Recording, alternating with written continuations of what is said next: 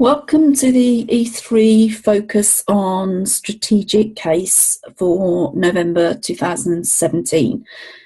Some of you know me already. I'm Jenny Hughes and email address is jenny.hughes@HTFT Partnership.co.uk. And mobile number is 07983 350 376. This is not a comprehensive run-through line by line of the case study, but an attempt to get you started on your journey with the November 2017 case study before our live session on Sunday. What you've got here is what CIMA refer to as the Prescene material. Based on this fictitious company called Steelcast. Okay, and although this is a fictitious company, it is going to be important to understand the industry in which Steelcast operates, maybe trying to understand the opportunities and threats faced by the industry, that may be, a real world or a real company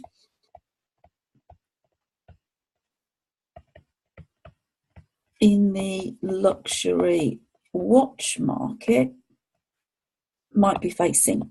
And that, of course, is what we've got with the case study for November 2017. Steelcast is our company, okay, and they are in the luxury watch market. Okay, and this Prescene material that we've got here is the background to the company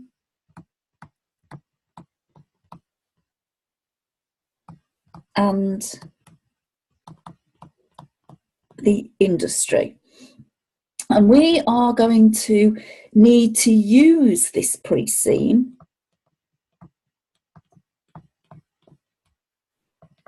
in context on the day of the exam, along with the unseen given to us on the day.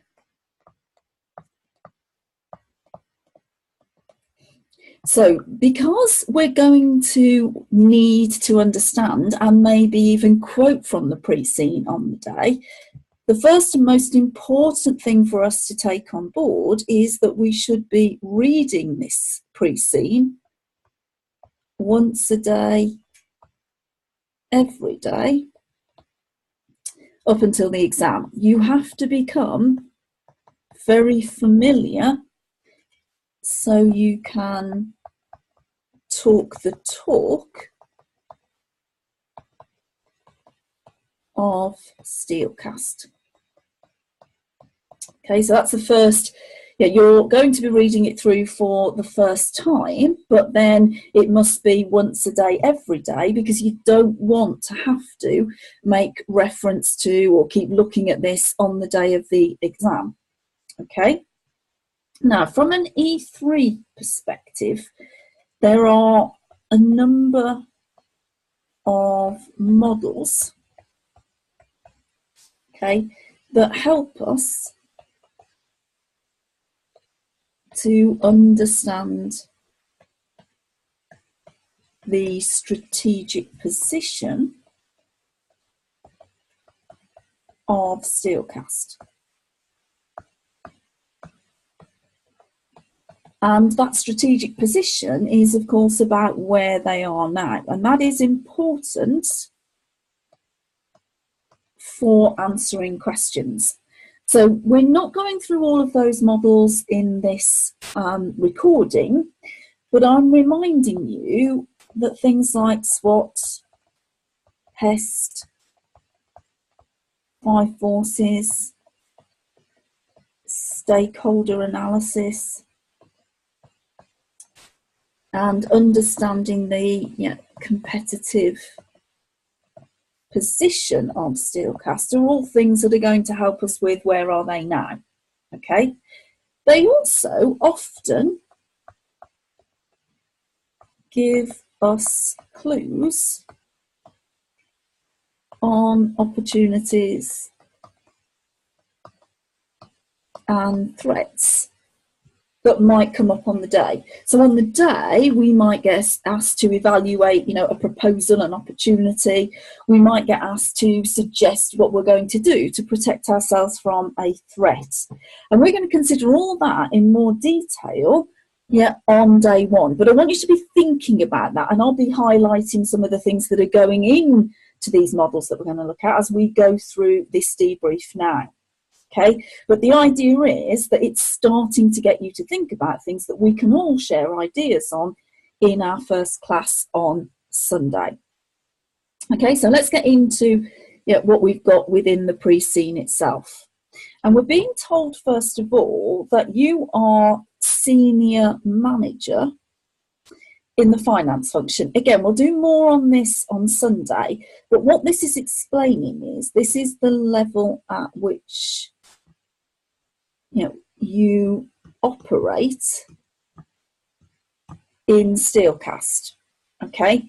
And the idea that you are therefore reporting directly to the board. So we need to consider, what does that mean about the information that we need to provide? And clearly this is going to be information for decision making. Okay, so we're going to be providing, we're going to provide support, or let's say information to support decision making. And it talks about we're going to advise on special projects and strategic matters.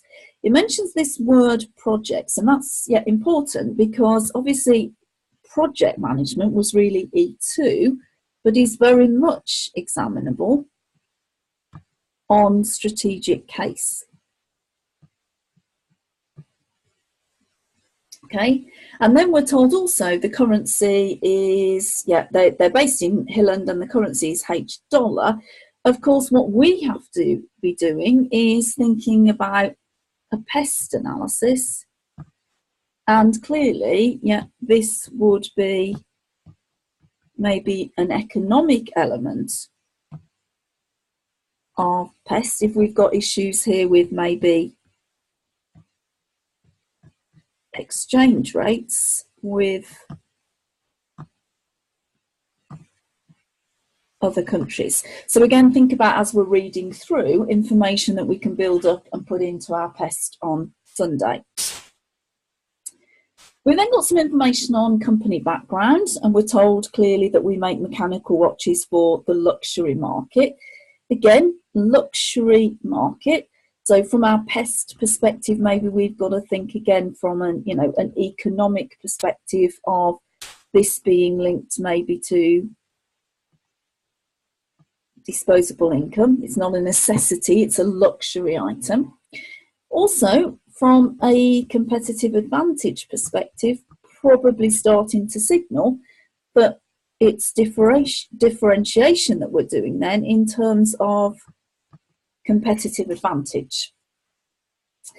It goes on to give us some information about talking the talk again, because it says, because these watches have clockwork movements to track time and operate the hands, then they should be referred to as wrist chronometers. So again, the language of the company that we're dealing with. We're told that they were established in 1896. So if they're still going, and it appears they are, and when we read through, appear to be doing quite well, then they seem to have a strong track record. which when we compile maybe our SWOT analysis, we will consider to be a strength. It tells us that obviously a little bit of how they started and how they established a reputation for producing reliable and accurate watches. Again then, part of building on that strength. It goes on to say they were popular with sailors and pilots because of their ability to tell the precise time. Okay. Again, we need to consider maybe who is it we're selling to today, and we get more information on that as we work through. Because it says that they capitalised on the popularity of their watches amongst the pioneers of aviation by adding features that made them popular in other fields such as sport.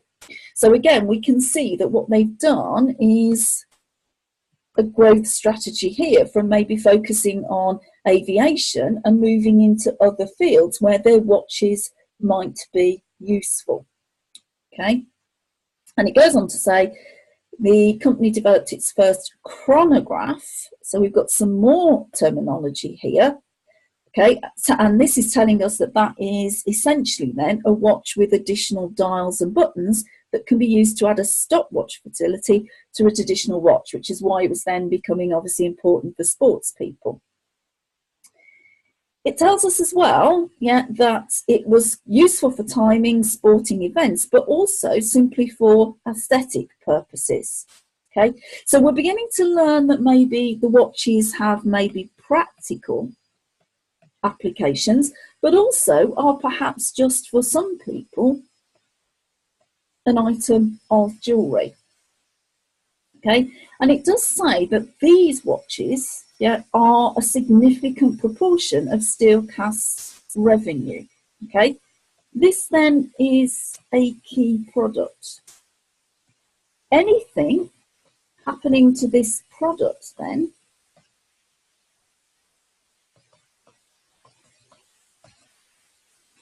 is going to impact bottom line. So if it suddenly became unpopular, or suddenly we had an issue with it from a reputational perspective, that's clearly going to impact us enormously. It tells us a bit about who purchases the watches and that they sell for between $2,500 and $26,500. Okay? And it goes on to say that they're popular with people who rely on an accurate watch. For example, military officers often prefer to wear good quality mechanical watches rather than quartz watches that are dependent on battery power, and Steelcast watches are popular in that market. So again, we've maybe got here, from a stakeholder perspective, an important customer, military officers. Okay, we're being told a little bit more as well about the products maybe here. Again, a bit more about their reputation. They're regarded as one of the world's leading luxury brands. And again, their designs are stylish as well as functional. Okay, so again, could that be, it's something about the product, but again, is that a strength that they are stylish as well as functional? We're then told that they were listed on the stock exchange. This, of course, means that we've got to consider governance. Also, we've now got, again, important external stakeholders, i.e. the shareholders. And therefore, again, we have to, or will need to maybe consider their expectations when developing strategy.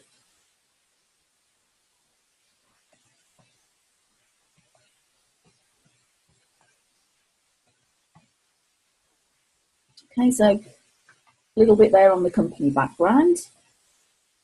The next page tells us about the manufacturing process. And it says they have a single factory in Hillen's East City. Again, that could become an issue if there are any problems at the factory. where do they move production to if they've only got one operation? Okay, we're then told the production process combines the latest technology with skilled watchmakers. Okay, so clearly, yeah, we've got the production process based on IT and any issues we know that we might have if that fails, combined with the fact that we've got skilled watchmakers who are also therefore a key stakeholder important to production.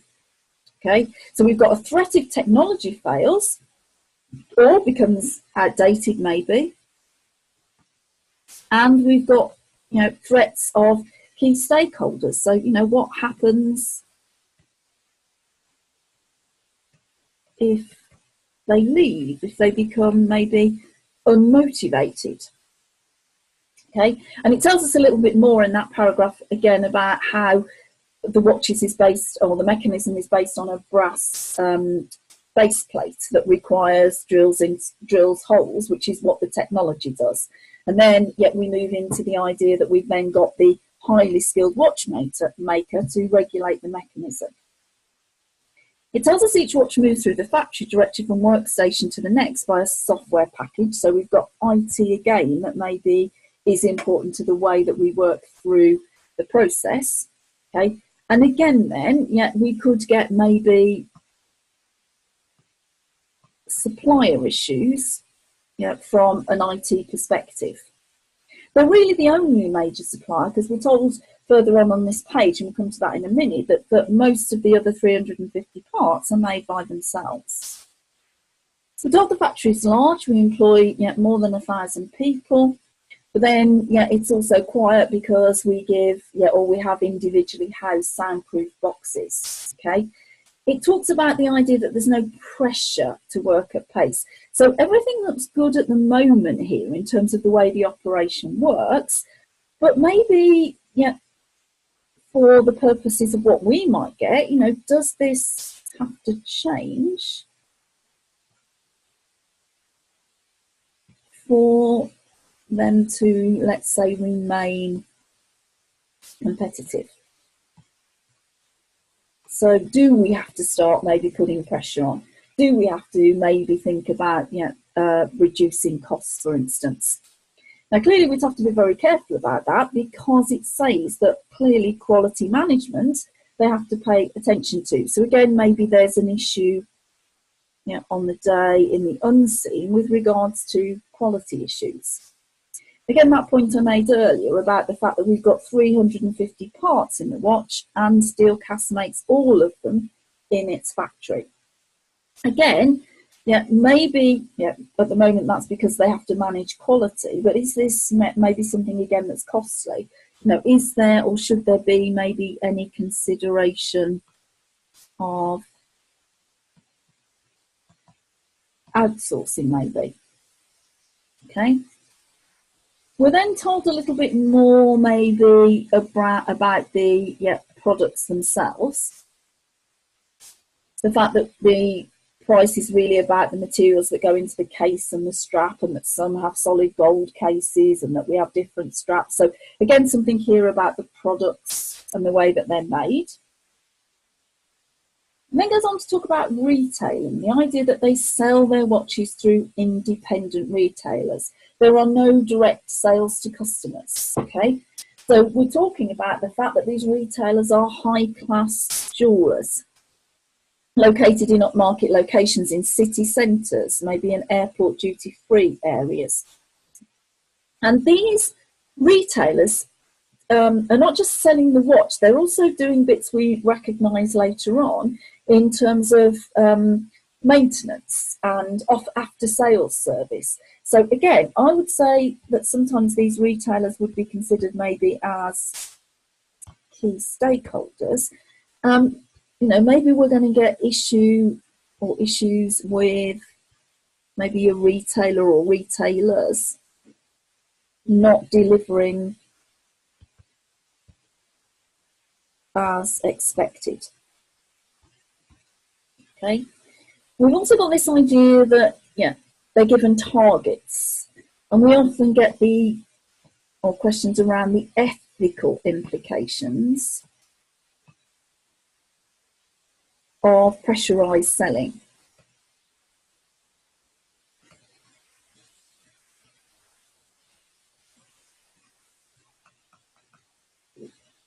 We're told about the fact that they undertake training courses. They've got to be able to answer technical questions. And this bit then about the idea that they do, service at point of sale in the size of the bracelet, but then after sales service as well. So they're playing an important part. Yeah, they face off to the customer, and we're relying on these as a third party, as a key stakeholder then, to sell our products. Now, I made a very quick note of maybe should we consider, online.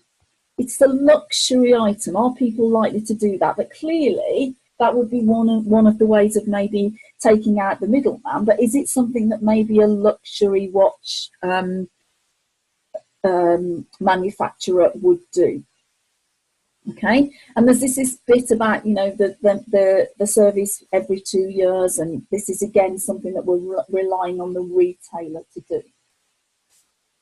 Okay, on the next page we get something on the mission statement. It says we make watches for leaders who wear them with pride, and it says the mission statement was adopted in the early 1930s. I kind of asked the question then, is that now a little bit outdated? Because it's saying that was when they were recognised as a maker of durable and accurate watches that were popular with leading figures in sports and adventure activities. And it says the company was proud of the fact that many records for speed and endurance in these fields were set by wearers of the watches. Now, it's a very limiting, if you like, mission statement. It's very precise, but it's also very limiting in its scope. Mission statements are supposed to, aren't they, deliver maybe for many stakeholders. They are meant to tell us about the products, about maybe our beliefs and values. And you might argue that deep down that maybe that does, but I think it's probably needing to be adjusted. Okay. It should be, linked to critical success factors, objectives, and we've got no information about that at all. And remember that any proposal that a company considers should be driving Steelcast towards its mission. So it will have, remember, a good strategic fit if it helps achieve the mission.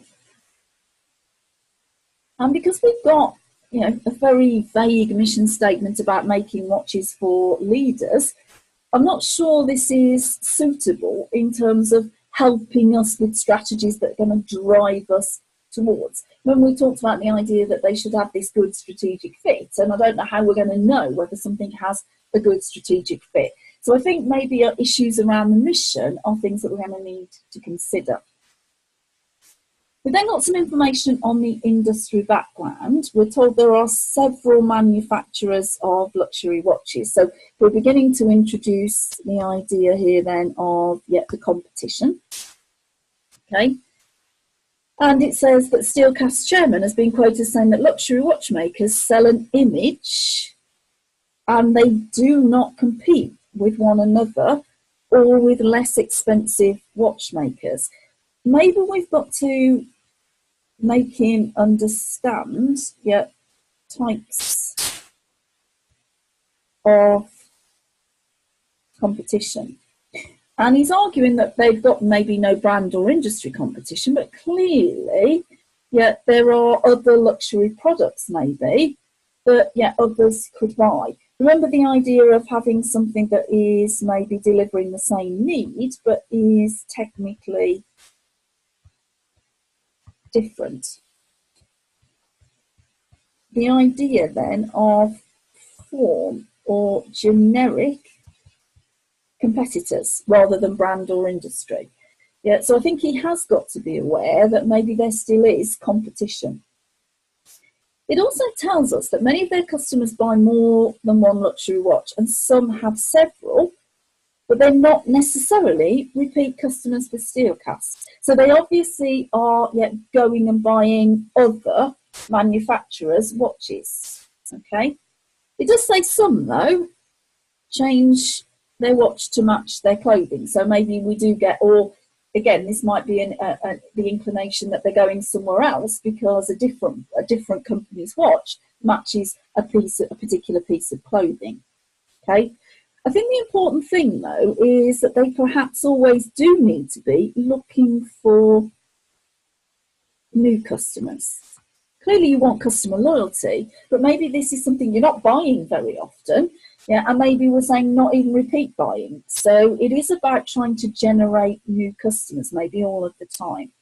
Okay. It tells us about how they promote their products on the basis of the image or persona that the customer aspires to. Okay. So again, it's telling us that this is about trying to sell in a particular way to the customer. It says the watches themselves are rugged and are frequently equipped with additional dials that are of value, for example, in timing lapse, navigation, and other activities. So again, we're being told something maybe about our products themselves. Okay, some watchmakers make finer watches, smaller cases, which are designed to be less noticeable on the wrists. Others make far more ornamental watches with cases and dials that are inlaid with precious stones. So again, we're being told about the range of products that are in the market. And is this also suggesting maybe that there are opportunities for us, as well as the idea of recognising the threats that come from the competition? Again, talking about advertising in upmarket magazines and through sponsorship. And then we're told that Steelcast does its sponsorship through its own polo team. Okay. Now, there might be, again, issues linked to sponsorship. And we'll pick up that a bit later on when we find a couple of other things that are mentioned in the Prescene. We're then told about Lane, another major manufacturer that promotes a more subdued image and sponsors opera performances in major cities.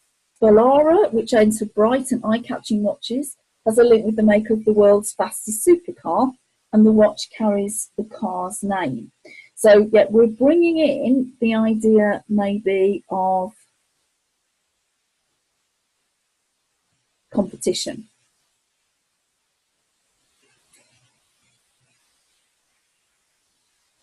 It then tells us there are also watchmakers who are not in the same class. They sell expensive watches, but are not in the same class. Okay, and so again, although our CEO was saying there is no competition, there's still potential watchmakers that they could choose to go to. Okay. Again, the information is then telling us about trends, about the idea of quartz watches and over the page smartwatches. So the idea that maybe we should be starting to be aware of changes, and these are old, these ones, changes in customer trends.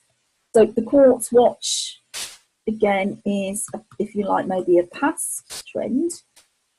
But the idea of the smartwatch over the page is maybe clearly something that is increasingly popular.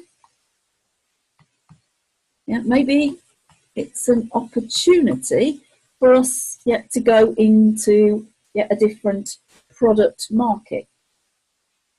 Okay, so it tells us a lot here about smartwatches. It then says the market for luxury watches is limited by the number of consumers who are able to afford thousands of dollars for a watch. Okay, so because we need new customers all of the time, we look then for growth, maybe in particular countries or regions that are enjoying a period of economic growth. So clearly, one of our potentials is maybe overseas market opportunities. Again, this is from a pest perspective, when they're going through a period of economic growth. And it also gives us something else to focus on. It says in that final paragraph, the strength of the Steelcast brand means there are significant opportunities for brand extension. Okay, so that is certainly something I think that we need to consider, because this could be, you know, an opportunity that we have to discuss, you know, on the day of the exam in the unseen. Okay, and if you're going to do brand extension, then whatever we're doing needs to live up to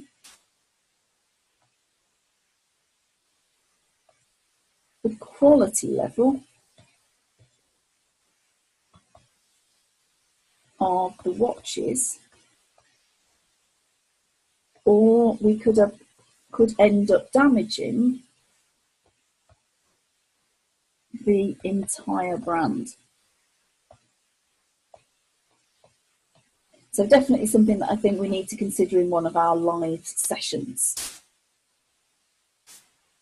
We've then got Steelcast strategy, okay, and we already know that it's making watches of a very high standard of quality and accuracy, okay, but they've got to be protective of their reputation as the luxury brand associated with action and adventure, okay. It talks about the fact that they give substantial discounts to military officers. And this idea of being the luxury brand associated with action and adventure, they promote quietly. So again, not sure why they promote quietly. Is this going to be maybe a problem if it came out? Will they alienate maybe other customers?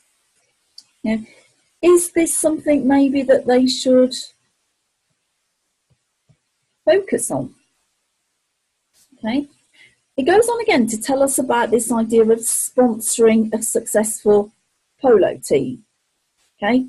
And the idea here that it's an expensive sport because it's necessary to fly horses around the world in order to compete. Now, corporate social responsibility policy we have. There must be, you know, social implications of flying these, you know, the air energy consumptions, yet the emissions of flying these polo ponies around the world. So I see that sponsorship as potentially being something that goes wrong on the day. Maybe they even think about a celebrity, yeah, or we find out that there is a celebrity, yeah, that they use for sponsorship, who again has some image issues going on. Yeah, so again, it is important that whoever or whatever it is we're doing from a sponsorship perspective fits the needs of external stakeholders. It fits with Steelcast's corporate social responsibility policy. Now, if we're promoting this policy, then, yeah, and stating it, then we should be making sure that we're adhering to it.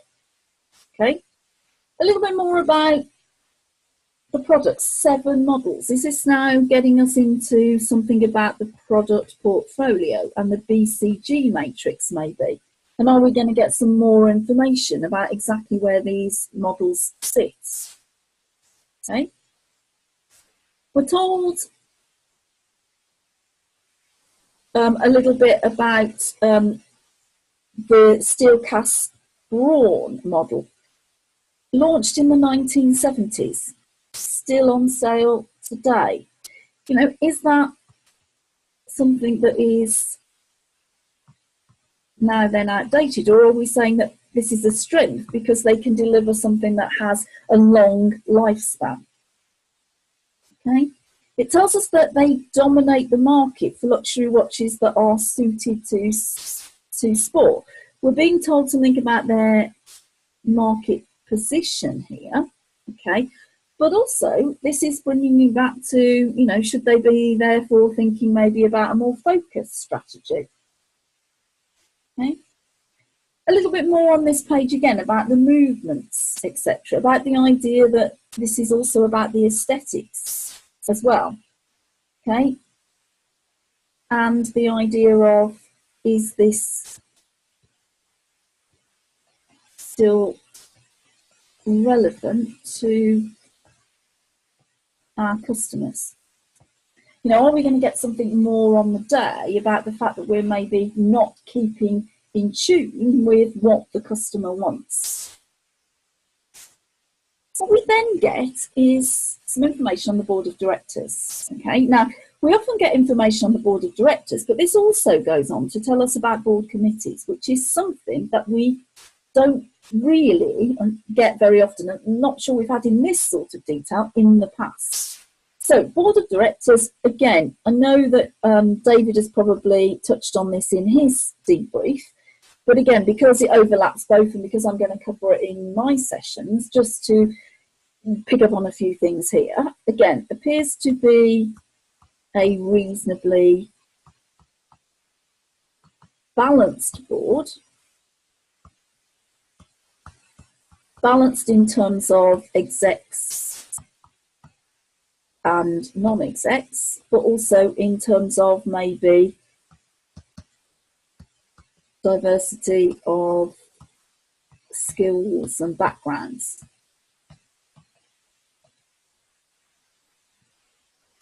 Okay, we've got Alan, who is the CEO, and started off as a bootmaker and has worked his way up, and we guess must understand the luxury market.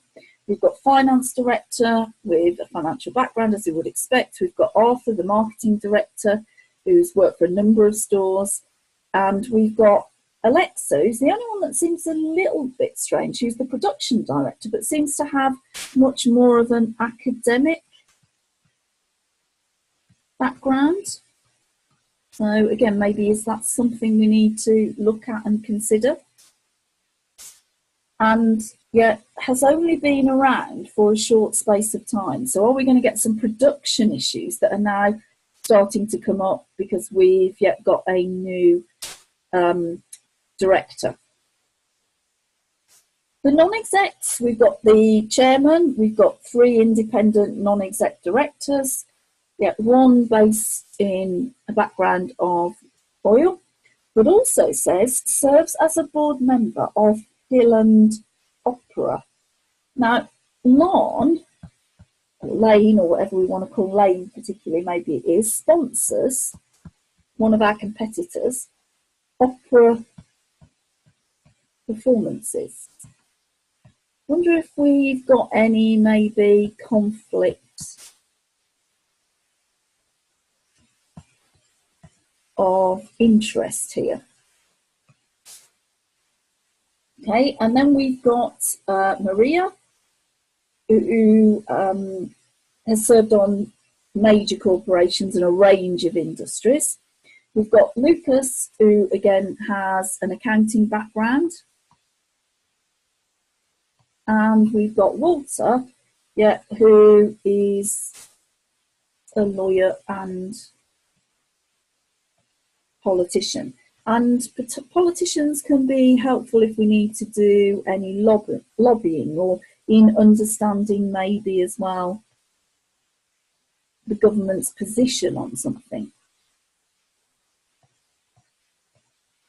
So again, might be quite useful. He is the person, when we move over the page, that is also on all 3 committees. Okay, and we might question whether that is the right thing to do. So over the page, we've got the info we don't usually get. We've got some information on who's on the committees, okay, and we've got here 100% independence on the committee, which is what we would expect. It tells us about the policy.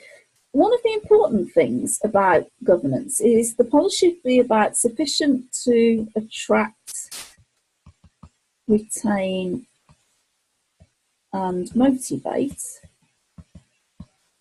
but should not be excessive. So it's okay that they're looking at the policy, but it's important that they understand that the policy should be linked to that and that a significant proportion is linked to performance.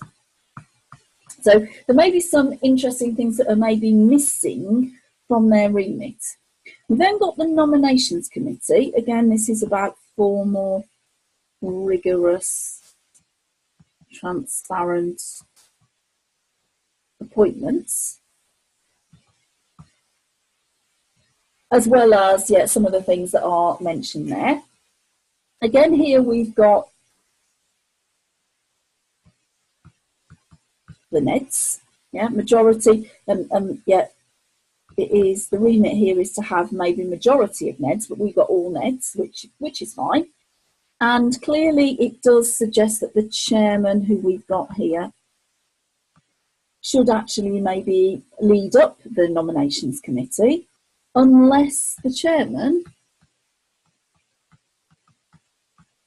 is appointing his successor. So if we find there's any issue with the chairman and then we're looking for a new one, then this chairman shouldn't be involved in that appointment.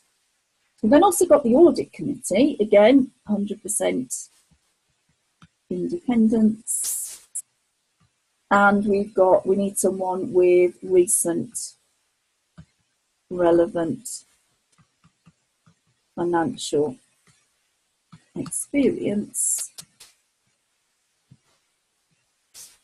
which we have, don't we, with Lucas, who has a background in accountancy. Again, with the remit of what they do, I'm relatively comfortable, but I think the key thing here is that we should have independence and objectivity within the internal and external auditors, and that's a key role of what the audit committee would make sure of. So I think we need to explore the governance in a little bit more detail. We then got some information on the numbers, the financial statements. Again, that's something that Arthur will look at with you, but it does look like we've got increasing profit performance year on year. We then got some information, on the financial statements of financial position. Again, something that Arthur will look at, and the comparison with the extracts from the competitors' financial statements. We've got Lane's financial statements here, and they do maybe appear to be a bigger company that perhaps is potentially performing better, but I haven't looked at any of the numbers, and Arthur will do that with you. The next page then is the extract from the risk report, which I know that, again, David will look at in quite a lot of detail. These things, of course, from an E3 perspective, signify potential threats. But the one that I really want to point out here is the third one down, that we're heavily dependent on the retention of our skilled watchmakers. And therefore, it talks about rewarding them with excellent remuneration packages and working conditions. Remember that we know that motivation maybe goes beyond this. And so we might need to look at how we're going to motivate, maintain these highly intelligent, if you like, highly skilled workers. Okay, so I think that's one particularly from an E3 perspective that we might need to pick out. The next page gives us the corporate social responsibility report, and I think any of these could be issues on the day. What's important is that if we are looking at proposals, they should be supportive of the corporate social responsibility policy. Okay, so if we've got health and safety issue, and we could get again this on the day,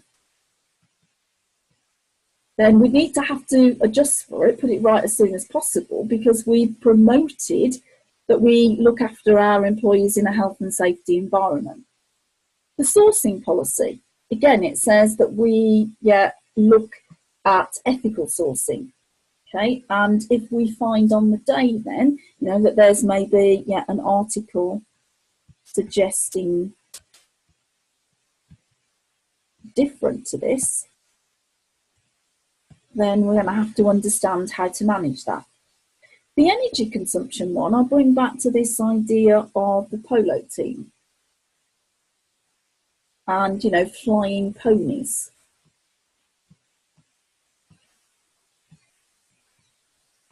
Does that really fit with this corporate social responsibility policy? And the idea of staff satisfaction. So are we going to get on the day some issues of unrest? Again, and how are we going to deal with that? And then it talks about supporting a number of charities. They will also match funds raised by staff through either donations or other activities. Sounds good, but if any one of these things is going wrong, it's going to impact their reputation.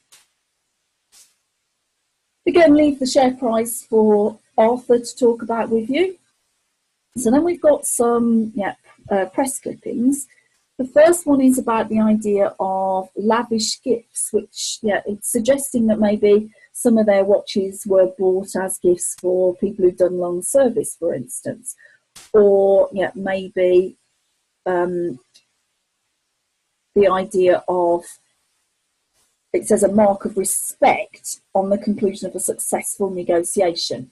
The idea that maybe if someone gave you a contract, that you might offer them this as a gift in return. Now that's seen as a bribe in some countries these days, so maybe that's why we're suggesting it's reducing, but also difficult economic conditions are saying that people are prepared to spend that sort of money. We need to probably understand how substantial this is in terms of impact on revenues to Steelcast. So we probably need to have a bit more information that might be something maybe that we get again on the day. And then the article about switching to smartwatches. Smartwatches start to look smart. Okay, the idea that they're paying more attention to the aesthetics of the watch. So are the competition getting closer to the reasons why our customers buy? Okay, and it did say, in the 1970s there was that development of quartz watches, which didn't seem to be a danger to Steelcast, but is this potentially maybe more of a danger? Or again, as we mentioned earlier, is this a potential opportunity for something that we might need to consider? And then the final article is again about this idea of the polo team and Prince Sebastian being the centre of attention because he captained the team, and he's got this sort of playboy image that maybe is not respected by everyone. So again, maybe this is about, do we, i.e. Steelcast, want to be associated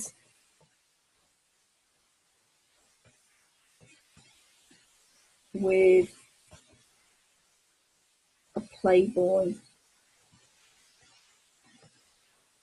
image? does this maybe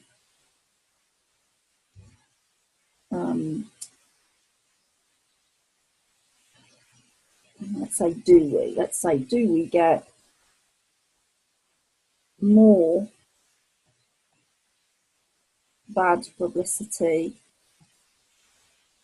on the day, i.e. in the unseen, that we have to deal with?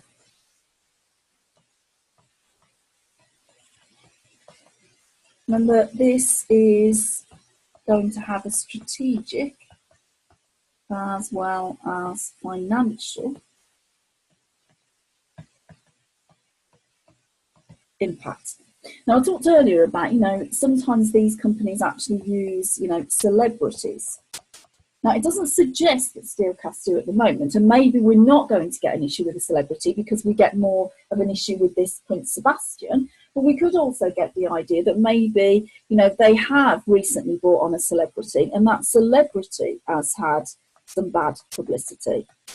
And again, having just signed them up, we've maybe got to deal with that. So I can see that there's been a number of mentions of this idea, of sponsorships and reputations, and therefore maybe we are going to get something, linked to that on the day. Now, remember, this is our first and brief, our initial and brief, if you like, introduction to get you thinking about what this case study is about.